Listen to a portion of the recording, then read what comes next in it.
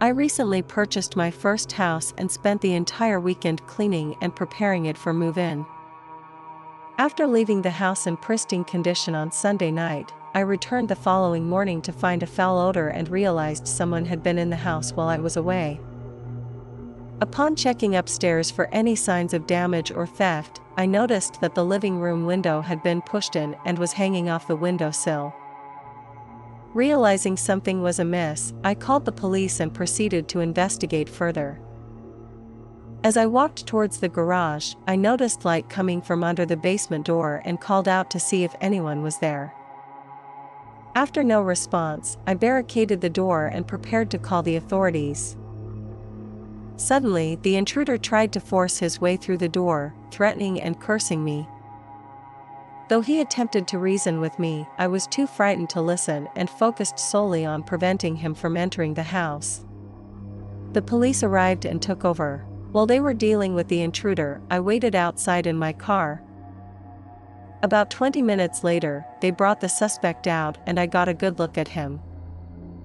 It was clear that he had not been sober in a long time, with a rough appearance and a foul mouth. He shouted at me as they led him away in cuffs.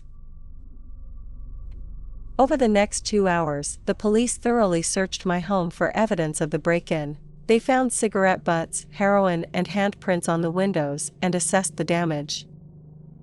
Meanwhile, I checked my mailbox and found a note addressed to someone named Jamie, which at first confused us all, as we have the same name, but it turned out to be a coincidence. When the police finished their investigation and left, I was alone in the house again. My realtor asked me to take some photos of the basement, where they had found the drugs. As I was taking the pictures, I caught sight of something moving out of the corner of my eye.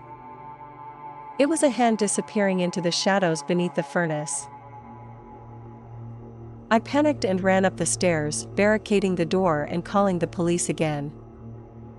They arrived and found a second intruder, a female, who was later identified as Jamie, who had been hiding in a small gap between the furnace and the wall. The intruders had criminal histories and were charged with burglary, criminal mischief, and bail and probation violations, as well as destruction of property.